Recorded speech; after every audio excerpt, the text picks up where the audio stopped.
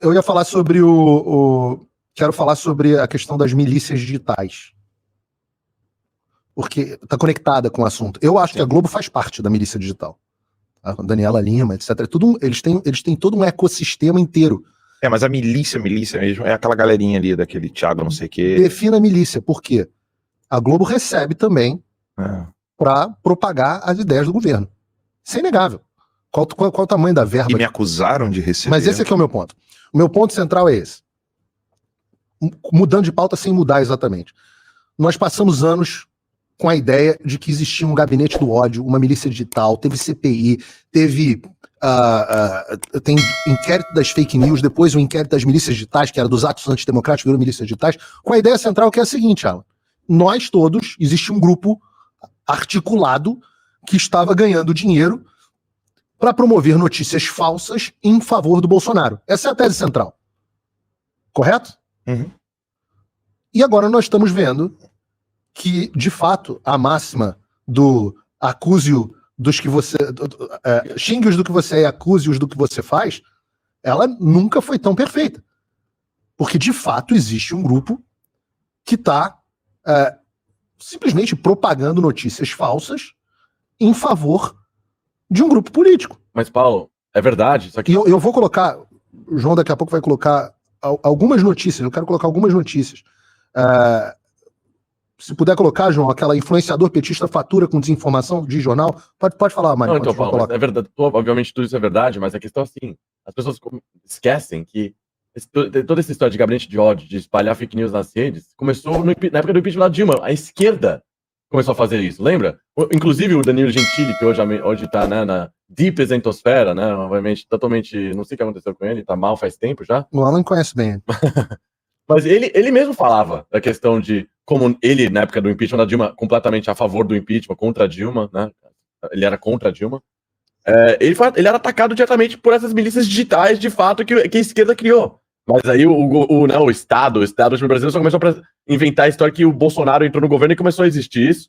Entendeu? Mas então, assim, começou com a esquerda, na época da Dilma, inventaram uma balela que foi o Bolsonaro que começou e que é responsável por essas coisas nas redes, e agora, essa notícia de hoje, que é os caras admitindo que eles que fazem esse negócio mesmo, entendeu? Mas eu só tô falando assim, não é novo. O pior de tudo é que não é novo esses caras. Essa é uma reportagem do Estadão que diz assim, de acordo com o jornal Estado de São Paulo, o influenciador petista Thiago dos Reis explora fake news para lucrar no YouTube.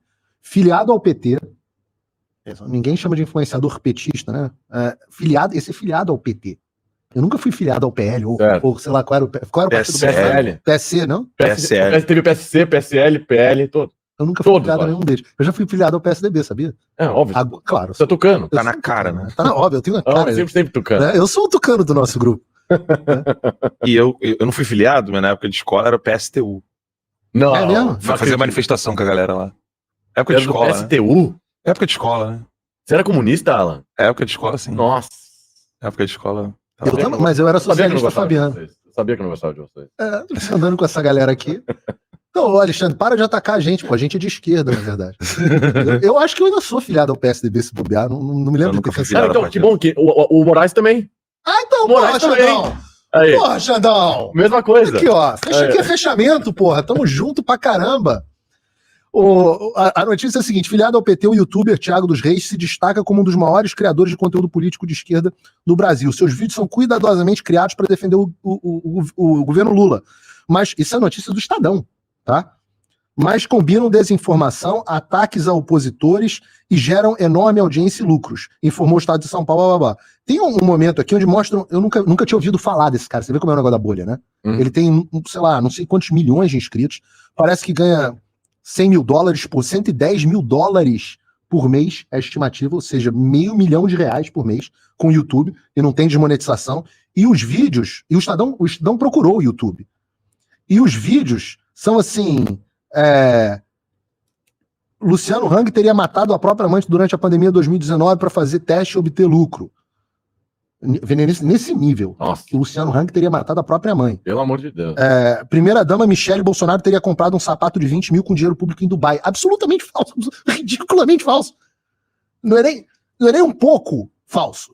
Certo. E as chamadas absolutamente sensacionalistas, etc, etc. Choquei, não tem a ver, não é que no Choquei, é parecido com o Choquei. Não? É meio parecido com o Choquei, né? A gente teve o escândalo do Choquei, a gente teve o escândalo da Mind 8, ou Mind, sei lá como é que se pronuncia o nome desses caras, e a gente enxerga que tem uma rede ganhando muito dinheiro. Agora, eles nunca, esse Thiago Reis, Thiago dos Reis, esse cara nunca foi desmonetizado, esse cara nunca foi incluído em inquérito nenhum, e ele, de fato, propaga fake news. A gente tem a outra notícia. Consegue botar pra gente na tela, João? Influenciadora de esquerda confessa o esquema de disseminação de fake news contra opositores nas eleições de 2022? Consegue botar essa notícia na tela, João? Não sei se está colocando. Colocou. Olha que moça bonita, né? A esquerda tem uma beleza natural, né? Como é bonita essa, que sorriso. Tudo baranga. Cara, só tem baranga. Jandirona? Não, mas essa mulher é muito feia. Só tem baranga. É um negócio impressionante. Paulo, você já foi atormentado na sua vida, no trânsito, no banco, em qualquer lugar, por uma pessoa extremamente bonita? Nunca. Gente feia é um problema social. Tem as bonitas que são as psicopatas, que ferram com a nossa vida. Minoria. Não, como é o nome daquela? Você que sabe, a Patrícia Leles? Patrícia Leles. Pô, aquela mulher é uma gatinha. Nossa. Ela é eu acho uma gatinha. Não bate muito bem. Não bate. Mas e tem isso também, a mulher extrema, eu tô até meio preocupado com a Natália, que a mulher que é extremamente bonita. Vocês já viram o Hot Crazy Matrix? Não. Nunca viram esse vídeo no YouTube? Que o cara mostra que... Já viu isso, né? Não sei se eu já. Que quanto mais hot a mulher é, quanto mais gata, mais maluca. E que você tem que encontrar uma mulher que esteja na zona ótima ali, que ela é acima de 8, então é material para você namorar. Mas bate bem ainda de cabeça. E é só um pouco maluca. É só um pouco. É maluca no nível controlado. É maluca toda mulher. Mas voltando aqui à baranga, como é o nome da baranga? Baranga. Denise Tremura admitiu que a esquerda organizou um esquema de fake news contra o Bolsonaro nas eleições. João, bota o vídeo pra gente da Denise Tremura, que é Confesso, por favor. Falando disso, talvez tivesse passado batido. Nós, influencers da esquerda, progressistas, estamos exaustos. Lula tem que meter logo um Janones na comunicação para ele poder pautar a discussão do dia, como aconteceu no segundo turno das eleições, na campanha. Janones? Lula tem que meter um Janones, o cara que estava sendo... O argumento que é interessante. Rachadeiro? O Rachadores? Rachanones? E o argumento é interessante, né? Assim como... Isso que eu queria falar. Assim como foi feito nas eleições de 2022. Deixa eu ver se eu coloco aqui de novo no ponto. Aconteceu no segundo turno das eleições, na campanha, foi o Janones que comandou a campanha inteira. Não tem... Janones comandou a campanha inteira? A gente sabia disso já. A gente sabia disso. Sabia disso? Não publicamente, ela admitindo isso, obviamente importante, mas a gente não sabia que o Janones estava espalhando fake news todo dia nas eleições? Sabia. Mas ela explica aqui o como. Não, claro, importantíssimo isso. Olha o como. Vamos falar que não, gente. Eu já entrava no Twitter, já ia direto no perfil dele para saber do que ele estava falando, para saber sobre o que eu ia falar. Era ele que estava pautando. E aí os bolsonaristas tinham que desmentir as fake news, que nem eram tão fake.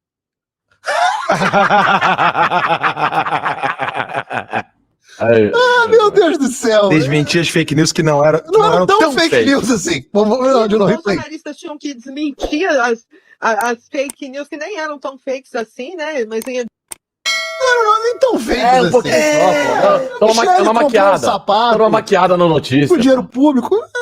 Provavelmente a notícia real é que a Michelle comprou um sapato na C&A com o dinheiro dela e a gente disse que ela comprou com o dinheiro público em Dubai. Isso aí não é tão fake news assim. Ela comprou, tá de sapato. Tá de sapato, exato. Tá descalça. Olha, a tremura vai ser recebida com tapete vermelho em Moscou.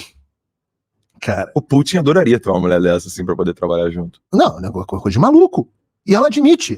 Vou continuar o áudio. Desmentir as narrativas da esquerda, eles não tinham tempo de ficar criando fake news, porque estavam correndo atrás das nossas fake news. É isso. Estavam correndo atrás das nossas fake news. Meu Deus do céu. Na minha cabeça eu vi o Usain Bolt correndo. O que tá acontecendo com essas pessoas? Na minha cabeça eu vi assim, o Usain Bolt correndo e as fake news deles assim. O que tá acontecendo com a pessoa que tá admitindo? Eles estão admitindo as coisas.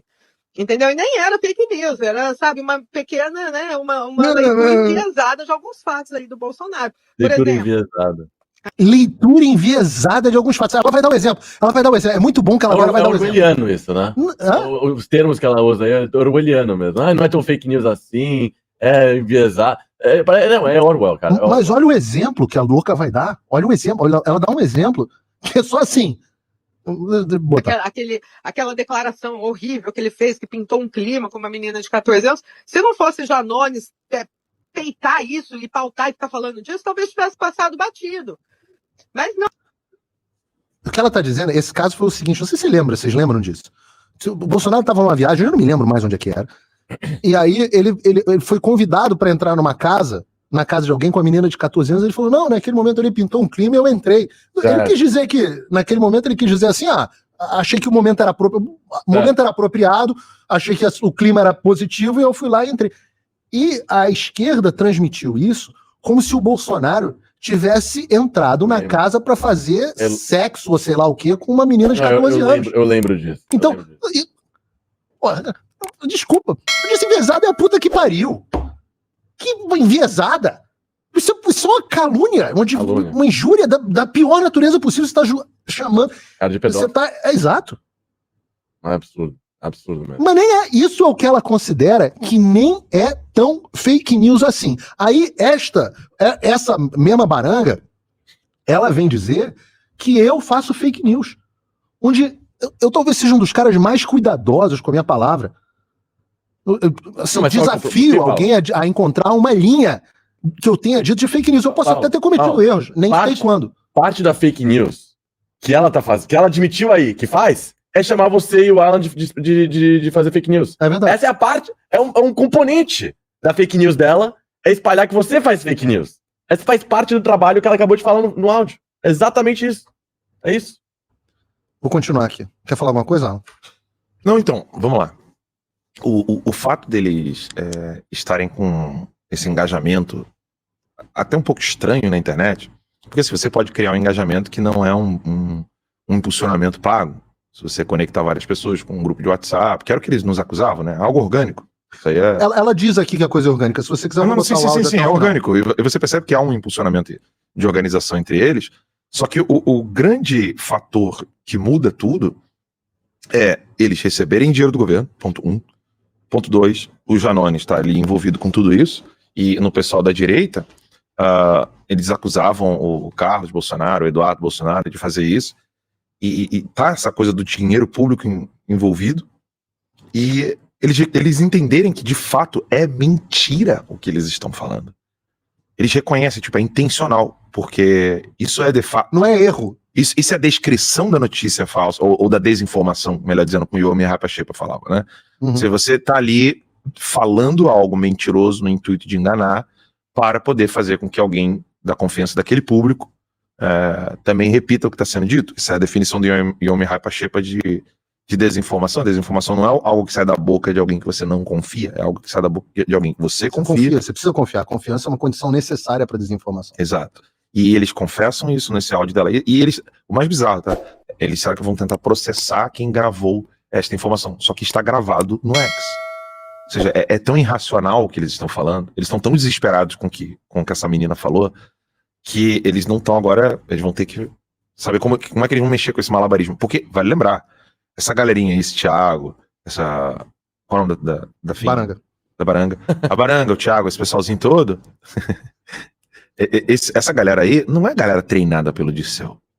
Não é galera treinada na escola do PT, que entende muito bem o que está fazendo. Como, por exemplo, é um Rui Costa Pimenta. Né? Isso aí é molecada de última hora que o PT está tentando utilizar para poder desfazer o grande sucesso do Bolsonaro nas redes sociais.